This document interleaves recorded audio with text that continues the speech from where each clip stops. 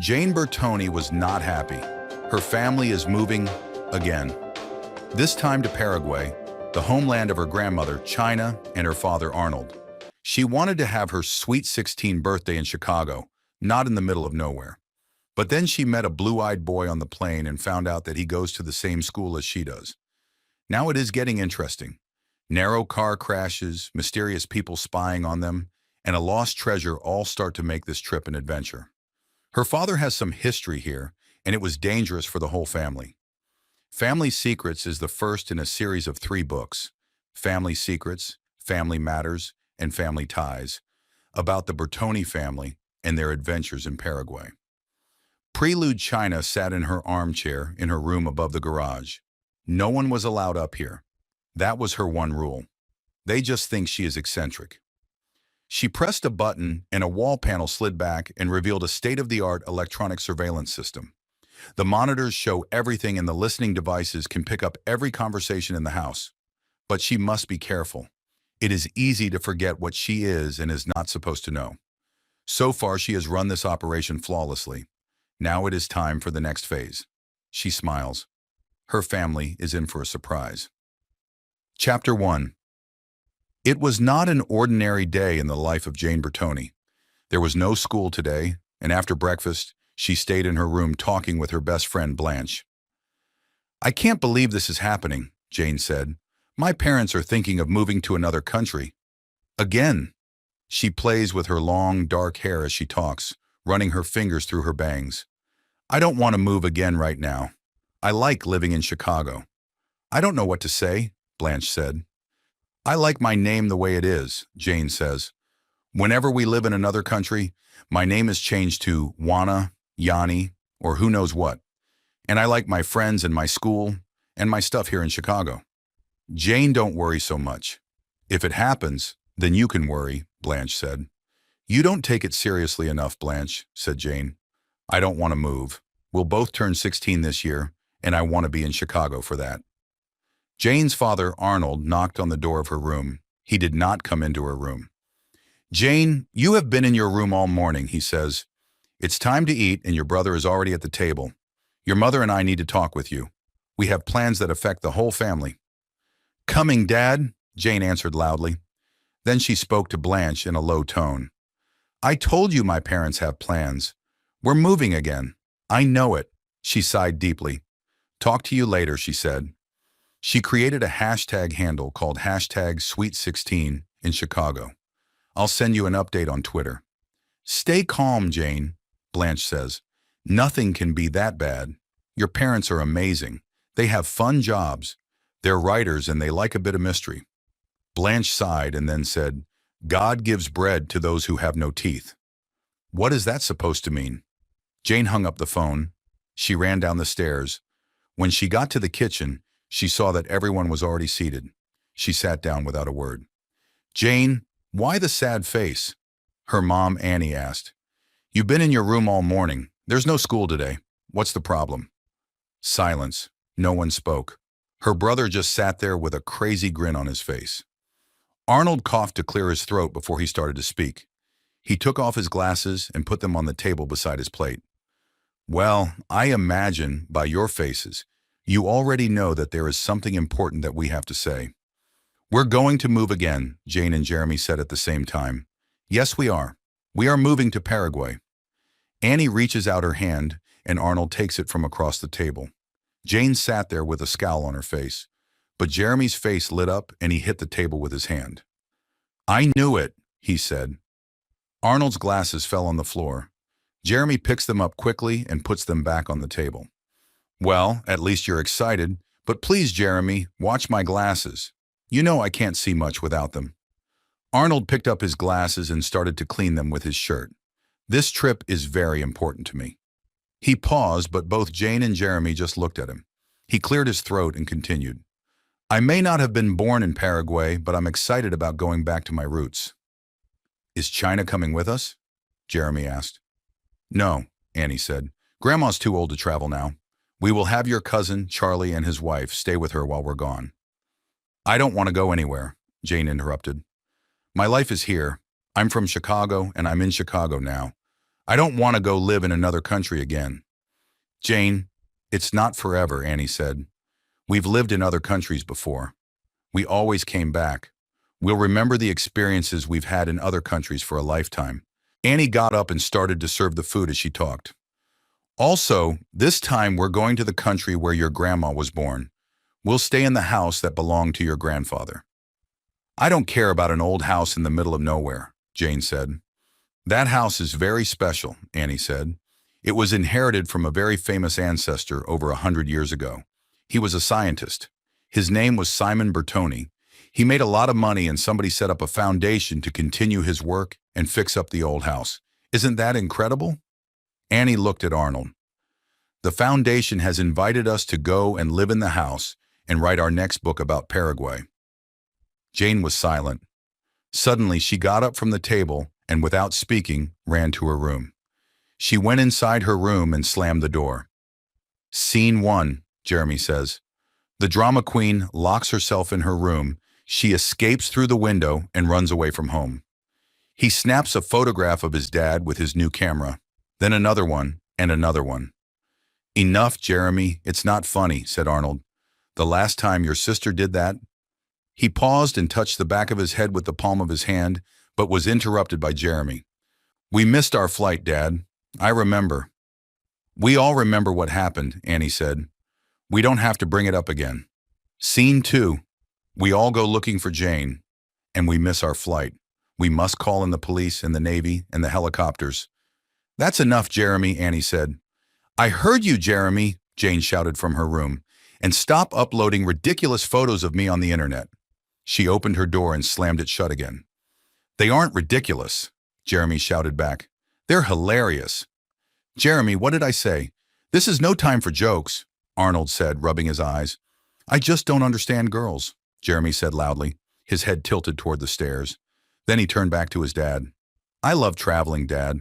I love mysterious old houses. I love new adventures. Besides, who wants to deal with Miss Wilkins every day? She is the worst teacher in my school. If we have a chance to go to another country and another school, I want to go. Please. He puts his hands together as if he is pleading. Who's the drama queen now? Annie said, smiling. Suddenly the phone rang. Arnold walks over to the phone on the wall and picks it up. Hello, he said. Arnie? Said a soft but high-pitched voice on the phone. Yes, Mom. It's me. How are you? Arnold answered. I'm fine, fine. Have you talked to the kids yet? Yes, we have, replied Arnold. And how was it this time? Well, it depends, Arnold said. I can guess. Jane is angry and probably locked up in her room. I hope she's talking with Blanche. Or do I have to worry about her running away again? China asks. Not for now, Mom. Just a few shouts and some banging doors, but nothing else, Arnold said. And you? How do you feel about this trip? Many memories. Do you want to talk about it? Mom, please. Not today, Arnold said and rubs his chest hard with his fingers. Let me talk with Jane for a minute, China said. Maybe I can get through to her. Arnold went upstairs and knocked on Jane's door. Jane, it's your grandmother on the phone. She wants to talk to you. Why doesn't she just come down and be part of the family? Jane said. You know she can't move around like she used to, Arnold says. The telephone just makes it easier for her. Jane opened the door, grabbed the phone, and slammed the door shut again. And don't stand there waiting, Jane yelled from the other side of the door. I will not talk to you. You are the worst parents in the world. Woo-hoo, we're leaving in 2 weeks, Jeremy shouted downstairs, and then ran up to his room. Shut up, you little dwarf. I don't want to know, Jane yelled. Arnold took a deep breath and started to go down the stairs holding onto the railing. I think I need new glasses. One of the lenses is cracked, Arnold muttered as he takes his glasses off with his other hand. He almost stumbled, but then caught the railing and got safely to the bottom of the stairs. Chapter 2. The weeks went by too quickly for Jane, but they seemed like forever for Jeremy, who already wanted to be in Paraguay. One thing they have in common are the stories their grandmother, Matilde, tells them. She was born and raised in Paraguay, in the province of Amambe, in the city of Bella Vista Norte. The stories about the Carrion Indians are Jeremy's favorite. These Indians are quite wild, and live in the area of Asuncion in colonial times. Matilda and Jeremy enjoyed these stories a lot. When Matilda told these stories, the kids were quiet, and even Jeremy listened to every detail in complete silence and with the deepest concentration. The days are always frozen in time for Matilda. Her days as a political activist in Paraguay are past. Her new life in the United States had been busy since 1989. She studied journalism and graduated from college in Chicago. Matilda had a nickname. Her grandchildren thought it is very funny. They often call her by it instead of saying Grandma. In many parts of South America, lots of people have this nickname because of their slanted or slit eyes. Her nickname is China. China, does the father sell his daughter now? Jeremy always asked the same question at this point in the story. Yes, these Indians could sell their daughters for a shirt or a knife, explained Matilda. I like the part where the brothers can also sell their sister, Jeremy said loudly. China, why are you always telling that story? Jane interrupted from her place on the sofa. It is a terrible story. Sure, it's horrible, said Matilda, but then she was interrupted by Jeremy. Well, it depends on the sister, Jeremy grinned. These Indians also ate other humans, didn't they, China? He put on a zombie face. It's part of the history of this region of Paraguay, but it's not funny, Matilda said. It is important to remember the past, not torment your sister. She held a few sharp stones in the palm of her hand. These arrowheads were there, and if they could speak, what a story they would tell. These stories are a real history lesson, and Matilda enjoyed them as much as her grandchildren. She also included romantic stories that are Jane's favorite ones. Surely her son's career as a writer has a lot to do with these stories, legends and mysteries that she tells with such passion. He also has heard them over and over again. Now her children and grandchildren are going back to Paraguay. She was not going with them. Memories crowded into her mind and she was uneasy. She was a small woman and powerfully built, but her strength came from within. She shook her head, opened her eyes, and came back to the present. Finally, the day of the trip came, and after all the packing, the farewell parties, and hugs and tears, she found herself at the airport. She hugged her grandchildren and gave them each an arrowhead. I kept these arrowheads for you, she said. My parents gave them to me. They bring good luck. Press the arrowheads tightly whenever you are in trouble. They will help. Never go anywhere without them, and keep them always. She placed each of the arrowheads around their necks on a silver necklace. Don't give them away. Don't sell them. They are a gift from your ancestors, Matilda said, looking at Arnold, who looked down, and then she hugged the children. She watched Arnold closely and squeezed his hand, but he did not have an arrowhead around his neck. Not anymore. Grandma, said Jeremy, holding the arrowhead between his two fingers, pulling it away from his neck and trying to look at it more closely. It's just like the one Dad has in the photo next to your bed. Then Jeremy noticed something on the back of the arrowhead. It has my name on the back. It's amazing. I love it. Thanks, Grandma.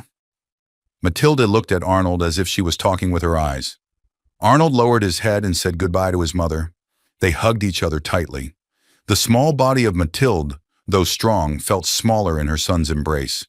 It was their secret, and Matilde would tell no one, not even Annie, his wife. Not that there weren't many clues around the house, arrowheads, diaries, and photos about trips to Paraguay that Arnold had on his desk dating back to 1989, especially his favorite one. A beautiful girl posing in the center with a gold rosary in her hand, typical of the cultural and religious heritage of Paraguay. Thanks, Grandma, Jane said. I didn't know these arrowheads were for us. I just love them. Of course, the scenes that follow included selfies, hugs, and tears. With their arrowhead necklaces around their necks, Jeremy and Jane seemed closer and talked excitedly together. As soon as they boarded the plane, they sat down beside each other, and right after dinner, they fell asleep with Jeremy's head on Jane's lap. Ooh! Jane woke up abruptly. It was at that moment that she saw him, intense blue eyes and an arrowhead exactly like hers hanging from his neck. Jeremy was awake too and took the opportunity to take a photo. The flash surprised the boy, and he blinked a few times. Excuse me, the boy said. I didn't see you, so sorry. He spoke in Spanish, but Jane doesn't care. Don't worry, Jane said, a little embarrassed. It's nothing. I'm sure it was my fault. The boy nodded and continued to the back of the plane. I saw you blush. I saw you blush, said Jeremy in Jane's ear. You like him. You like that guy. His sing-song taunt was irritating. Quiet, Jeremy, Jane said angrily. She looked around to see if the boy had heard him. You're the worst brother in the world. Jane stood up. She decided to go to the toilet herself. She blushed and then looked at Jeremy, who was grinning at her. Shut up, she says, and then turned and started to walk to the back of the plane. Excuse me, miss, you'd better go back to your seat. We are about to serve breakfast, the hostess said, touching Jane's shoulder. Jane returned to her seat but turned around to stare at the back of the plane. She saw nothing. She could not see anyone entering or leaving the toilet. The curiosity was killing her, but the flight attendants needed the aisle clear so that they could serve breakfast. Bad luck for her. What do you want for breakfast? Asked the flight attendant. Mate cocido, tea, chocolate milk, coffee, or orange juice? Mate cocido, please, said Jane in a good mood. Mate cocido is a kind of tea made with the leaves of the herb called yerba mate. She loves it. Jane looked out of the window. They were flying through some clouds but descending slowly. Within a few minutes, they will arrive in Asunción, the capital city of Paraguay. As the plane descends, Jane cannot stop thinking about the boy who has the same arrowhead as they have, and who also speaks with the accent of his grandmother. Matilda is from the north part of Bella Vista, a privileged and exotic place, but she lived a long time in Asunción. Maybe the guy is from there. It was a possibility. Ladies and gentlemen, we are arriving in Asunción, says the flight attendant. The temperature is 22 degrees and the sky is clear. Welcome to Paraguay. Please remain seated until the seatbelt sign is turned off. Thank you for flying with Paraguayan Airlines. We look forward to serving you on our next flight. After a few minutes, all the passengers stood up and began to leave the plane. Jane was obsessed with the idea of finding the blue-eyed boy. As they walked into the terminal and stood in line for customs and immigration, she saw him. He was alone but in the line for Paraguayan citizens, which makes sense. Once Jane and her family got through immigration and collected their luggage, Jane began to feel different, like she was at home, in her own country. She felt like she could do anything, go anywhere, be anyone. Jane, please stay close. We don't want to lose you, Anne said, walking behind them. Jane looked back and winked at her mother, but she had another idea in mind. This airport is very small, not much bigger than the bus station back home. I can find him. She spoke softly to herself while pressing her arrowhead tightly. Give me luck. She put on her hood, ran to the airport exit, ignoring her mom's yells. They could not chase her because of the luggage. Jane rushed through the glass entrance doors that lead outside and immediately saw the boy standing on the curb, about to get into a taxi. He looked at her as she stopped breathless from running. He smiles but looks confused. Jane feels the same way. What was happening to her? Hey, we were on the plane, Jane said. I lost my parents at the airport, but I have the address of our new home. Please help me. She is surprised at how easy it was to lie and wasn't sure if the boy believed her. She tried to look frightened. My mom is going to kill me. Later. Don't worry, said the boy. I can take you there. The two of them got into the taxi. Chapter 3. Oh no, not again! Anne walked nervously around the pile of luggage in the middle of Asunción Airport. Her slender figure looked a bit scruffy because of her nerves and the long trip. She was normally always calm and self-possessed, but not in this case. Arnold and Jeremy were looking for Jane and talking to the police. Mama, I'm coming home. I got lost at the airport, then I took a taxi to the house. Anne read the text message on her cell phone. She sighs. Oh, Jane. While Jane's mother was reading the message, Jane was enjoying the company of her new friend. How beautiful your country is, said Jane. Her Spanish came back to her so easily. They speak it at home all the time, especially with her grandmother. Yes, we are in the east part of the country. It has beautiful green fields and mountains. There are lots of valleys with streams and lakes here, the boy says. I hope you don't mind, but I told the driver to take the scenic route so you could see more of the countryside. No problem, I love it. My grandmother used to tell me many stories about these forests and cities, Jane says. She is from Bella Vista. So she is Paraguayan? Yes, she lives in Chicago now. She is too old to travel.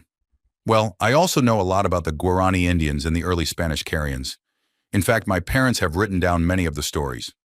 Really? Jane said, her eyes growing wide. She presses her arrowhead again. We are here, said the boy. This is your new house. He opened the door and they got out of the taxi. Jane! Jane! Her mom was shouting and waving at her from another taxi that was just arriving. Jane waited for her family to get out of the taxi. Thank you for bringing her home, said Jane's father. He looks at Jane with narrow eyes. We will talk later, young lady. He smiled at the boy and said, Now I must apologize, but I need to get the luggage into the house. He stuck his hand towards the boy. Thank you again, Mr. Miguel Angel. My name is Miguel Angel Montoya, says the boy and shakes hands with Jane's dad and mom. Is your family related to Juan Carlos Montoya, the famous writer? Anne asked, surprised. He's my father, said Miguel Angel. Amazing, said Arnold. I'm a writer too. I am so pleased to meet you, Miguel Angel. My name is Arnold and I'm Jane's father. Are you Americans? My mother is Paraguayan, and I feel Paraguayan too, although I was not born here. Arnold bends down to pick up some luggage. Excuse me, I'm busy with the bags, but I am following the conversation. Keep talking with Jane. Perfect, thought Jane, and her face lit up. If my parents like him, then anything is possible. Now everything seemed to be fitting together for Jane. This trip was really an adventure of a lifetime. She could not ask for more. What great luck she was having. She rubbed the arrowhead between her fingers. While her parents were talking with Miguel Angel, her thoughts were spinning about her new life in Paraguay. It couldn't be better. Hello, Earth to Jane, Jeremy said into his sister's ear. Her brother again. Maybe things could get worse. Hello, Miguel Angel. I'm Jeremy. He smiled and spoke to Miguel Angel. Jeremy had been helping his dad with the luggage by taking everything out of the trunk of the taxi. I'm Jane's brother. Who is completely insane? Jane interrupted, thinking Jeremy may expose her secret crush on this blue-eyed boy. Pleased to invite you and your family to our house on Saturday for dinner, said Anne, interrupting both. She also noticed the arrowhead hanging from Miguel Angel's neck. What do you think? Arnold had not noticed the arrowhead. He was busy with their luggage, and besides, even though he had new glasses, he couldn't see anything if it wasn't right in front of his face. Well, I'll ask my parents, Miguel Angel said. They're returning from Chile tomorrow. They were teaching classes to Chilean writers, but this weekend we have no plans. I am sure they would love to come, but I think we should be the hosts and you, our guests. Great. We'll be there, said Jane. Now, Jane, be polite, Anne said. Then she turns to Miguel Angel and said, Either way is fine with us. We would love to have you over at our house, but we don't mind coming to your home either. Just let us know. Well, thanks again for bringing Jane home. We are looking forward to meeting your parents on Saturday, Anne said. Jane, please walk Miguel Angel to the taxi. And don't you dare follow them, Anne whispered into Jeremy's ear. Miguel Angel and Jane strolled to the taxi. Their steps seemed to be endless. Miguel was not sure how old Jane was, but he was drawn to her. He had just returned from the United States, and this girl was prettier than the other American girls he had met there. Her Paraguayan roots were probably the reason for that. He liked her already, even though she is a bit young and even innocent. He wasn't sure yet if that was good or bad. Well, see you on Saturday or maybe at school. I go to the American school on Brasilia Avenue downtown, Miguel Angel said. Just a minute, let me check something, says Jane. She turned and ran into the house, but came back in a few minutes. Yes, we are going to that school too, so we will see you tomorrow. Miguel Angel said goodbye and got into the taxi. The taxi took off and Miguel Angel looked out the window, thinking about Jane. His long legs touched the back of the front seat, and he had to bend them quite a bit.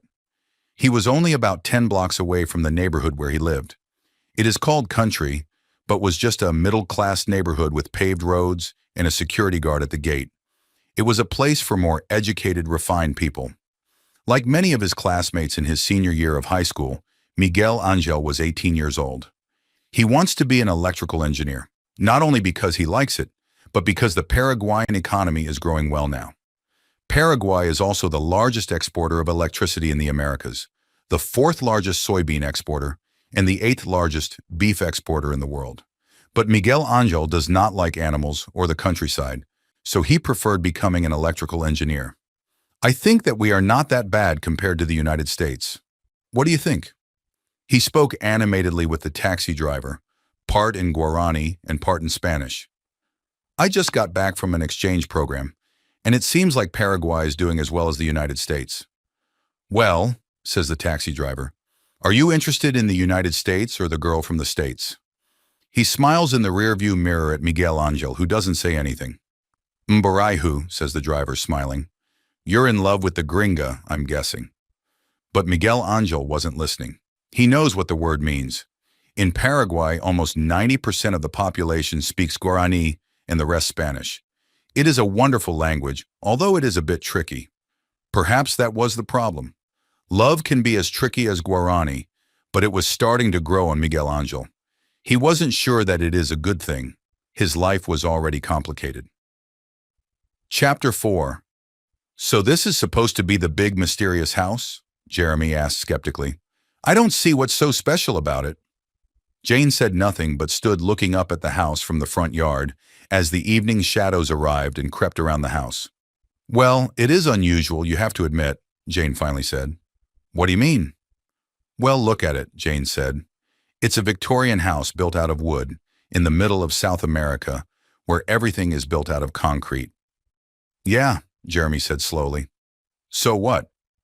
Well, it's strange for one thing, Jane said. And for another, Victorian houses often had secret rooms and passageways. That got Jeremy interested. He started to look at the house differently, but it was already getting dark. The size of the house is strange too, Jane said. It feels like it's bigger outside than it is inside, and it has different parts sticking out all over the place. She was puzzled. Why didn't they just make it square? Maybe it was easier to hide the secret rooms, Jeremy suggested. That's good thinking, kiddo. Jane hits Jeremy on his shoulder with a solid punch. Hey, quit that, Jeremy yelled. But before he could retaliate, Jane ran up to the porch and went into the house. Jeremy followed her quickly. Wait up, sis. Jane went straight upstairs to Jeremy's room. You can't just barge into my room like that, Jeremy yelled. Shut up, you idiot, Jane said. We're exploring. She stood in the middle of the room, ignoring the mess of clothes and toys that Jeremy had not put away yet. This used to be Dad's old room, Jane said, and it's at the back of the house. So what? Jeremy said. So there's something wrong with this room, Jane said. Look at it. It isn't square for one thing, and it seems too small. Something's off. No windows, Jeremy said. Yeah, I noticed that too, Jane said. But there's something else. She started tapping her finger against her chin like she always does when she was thinking. Jeremy started knocking on the wood paneling that was all over the walls like a library or something. He listened, but he couldn't really tell the difference between a hollow knock and a solid one. After a minute, he gave up. Jane wasn't watching him. She was looking at the floor. It had old carpets on it. It was rather ugly, but she saw a piece of carpet sticking up in a corner. She grabbed it and pulled it up. The carpet came away to reveal a beautiful oak floor below. Why would they cover up such a beautiful wood floor? Jane asked out loud. It's the only room in the house with a carpet on the floor. I don't know, says Jeremy. Then he took the edge of the carpet from Jane's hands and pulled even harder. Wait, Jane said. Mom and Dad might get mad. Jane looked at him for a moment and then grabbed the carpet too, and they both started pulling on it. After a few minutes, they pulled up most of the carpet. They moved Jeremy's bed to the wood floor part of the room and then kept on pulling the carpet up, throwing all the clothes and toys onto his bed. Well, that's one way to clean up your room, Jane said, smiling. What's this? Jeremy said. He crouched by the wall where his bed used to be and pried up a piece of wood. Look, this was loose. He stuck his hand into the hole. There's something here, he said. It's a box of some sort. Let me see, said Jane, trying to get Jeremy out of the way. Just a sec, Jeremy said. I got it. He pulled a small wooden box out of under the floor and set it on the night table beside him. Jane opened the box and pulled out a small book and a key. She put the key on the night table and opened the book. It looks like a diary of some sort, Jane says. Just a minute. She started to read to herself. Come on, said Jeremy. What's it all about? It seems to be written by a girl named Luhan, Jane said as she continues to read. Who cares about a stupid diary? Jeremy said. Give me the key. He grabs the key off the night table and looks at it closely. I wonder what this fits into. Jane wasn't listening. She stood up and slowly walked out the door and into her room as she continued reading. She closed the door behind her with a bang. Jeremy didn't care. He had his own mystery to solve. Besides, he had to go downstairs and convince his parents that he had found his room this way. After all, the house doesn't belong to them, but to the Simon Bertoni Foundation. Perhaps it wasn't a good time to bring up the subject of the diary and the key. Although she was tired from the overnight flight from Chicago and a full day of unpacking, Jane was fascinated by the diary she found. It was the diary of a young girl named Luhan, who used to live in their house. At least, that's how it seemed. But Jane wasn't sure. It was her dad's old room after all, and there is no relative named Lujan that Jane has ever heard of. Maybe. She had the idea that maybe her father had a girlfriend when he was in Paraguay as a kid. She kept on reading, looking for some way to confirm her thoughts. But still, why would her dad have the diary? Was he keeping it safe for her? And who was she? There was a story here. Jane knew it. Chapter 5. It was their second day in Paraguay, and they would have to go to school. Jane tried to stay calm, but Jeremy was excited. It was their first day at school. He carried a new school bag and was eager to head for school right away. Jane, hurry up. It's always the same with you. You're going to break all the mirrors in the house because you're so ugly, Jeremy shouted from downstairs.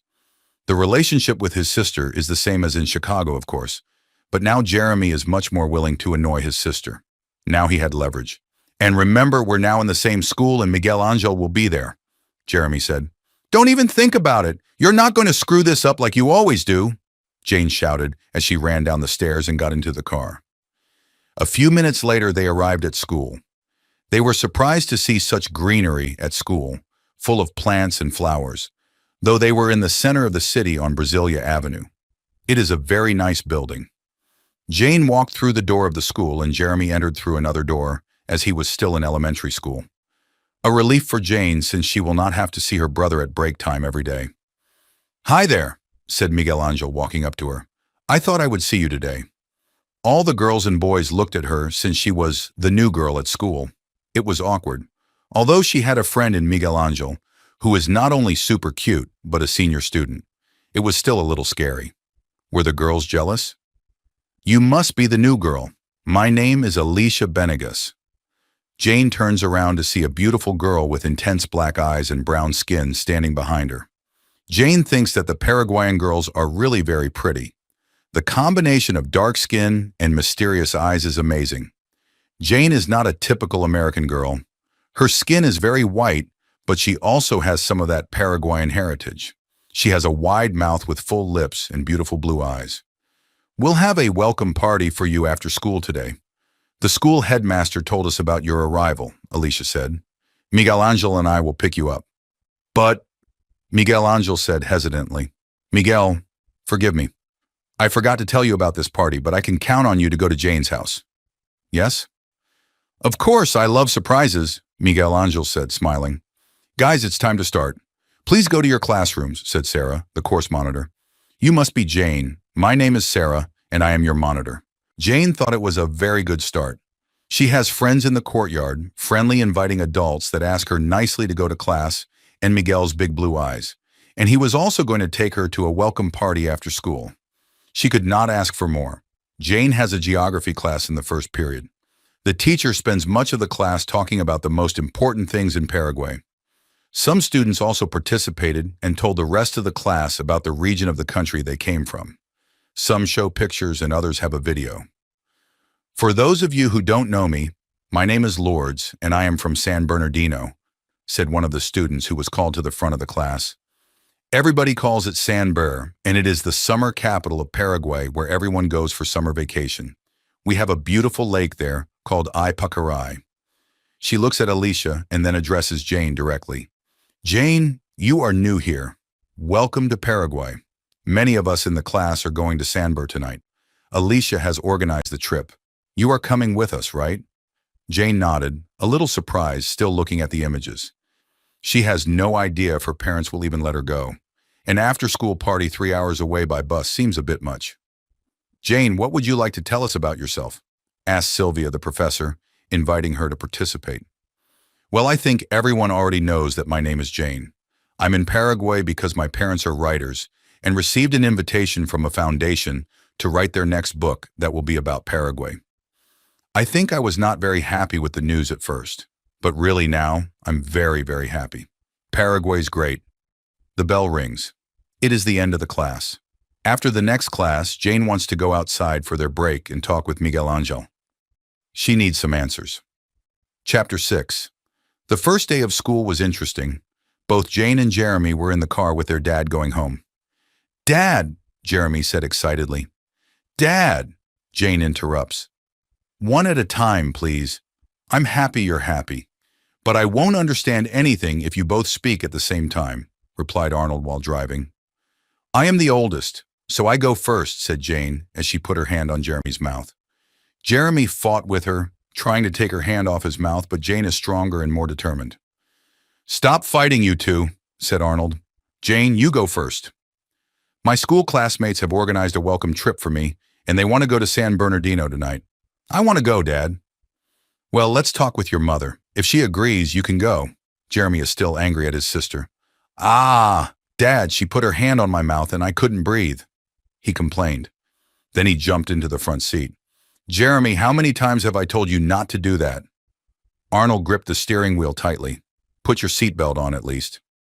Now Jeremy had his father's attention and babbles on about his first day at school until they arrived home.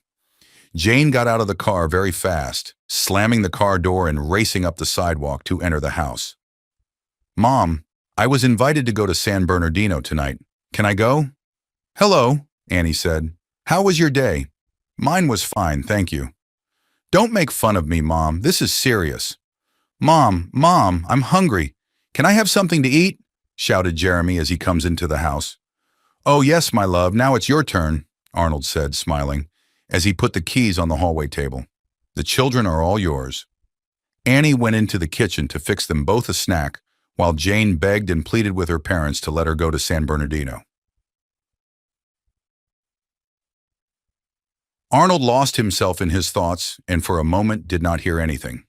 The situation reminds Arnold of his adolescence. His mother had brought him to Paraguay for the first time. They lived there for 6 months, and Arnold went to school in an exchange program. He was 18. At school, he met Lujan.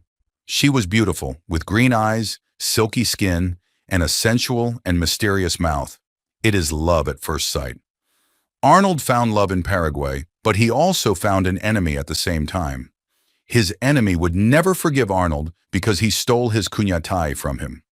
Their love story lasted 6 months, but it also created an eternity of hate that time has never erased. Wenceslas Benegas was his name. He was the 18-year-old son of a military officer who works for Lujan's father. On that last day of school, he knocked Arnold down and threatened him. "If you ever come back, I'll be waiting for you."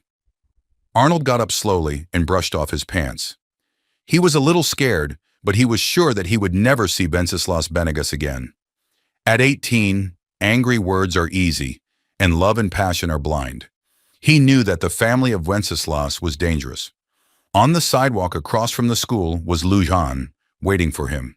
Those were difficult times in Paraguay, and the smell of revolution was in the air. That is why he had to go. It was sudden but important that he and his mother leave the country right away. But first, he had to talk to Lujan. They went to their secret place to talk, but their secret was known to his mother. Behind his house at the back of their property was a small stand of trees, a small hill, and an even smaller door. It was dry and safe, but not anymore. "Arnold," yelled China, "I know you're there. We have to go. Now." China discovered the secret place where Lujan and Arnold were hiding. The smoldering heat of the jungle climate and tearful goodbyes were not a good combination. "Arnie, please do not leave me, my cuñatai," Lujan implored. "I cannot stay. You know that," Arnold says. "Your parents and my mother have completely opposite ideas about this country. They will never come to an agreement." He looked at her with deep regret. "There is a revolution going on, and we can't do anything about it. It is dangerous for both of us. The door rattles as China tried to get in, but the door was locked. Arnold and Luhan hold their breath. After a few minutes, they heard footsteps going away, and then silence. He took a necklace from around his neck and put it on Lujan. Take this arrowhead. It is the most precious thing I have. It was my father's. Always wear it when you are scared, and when you're sad, hold it tight. Think of me, and I will think of you, and if I am able to come back, I will find you.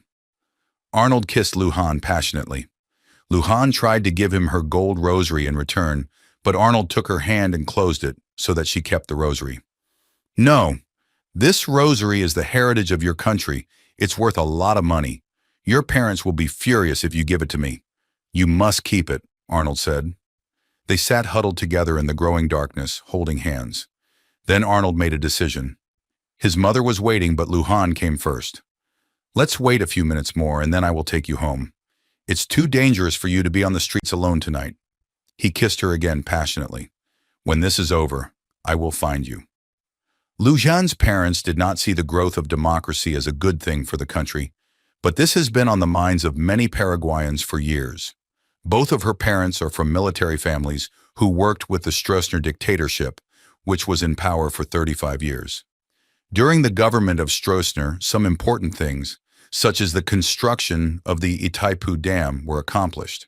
However, in the opinion of scholars at that time, the effect of this regime on human rights was very negative. China was in Paraguay working on the Asuncion Treaty, which finally was signed that year. Argentina, Uruguay, Brazil, and Paraguay would share strategic benefits related to the economy, education, and other social issues because they are neighboring countries. Human rights is an important part of the treaty, but her success also brought unwanted attention. She was now on a list. Her husband Moses was dead, but she had always been politically active inside and outside of Paraguay in defense of democracy in her country. She also created a foundation in honor of Simon Bertoni, a famous ancestor of her husband. China and her husband had been exiled from Paraguay once before, but China thought it was safe to come back again.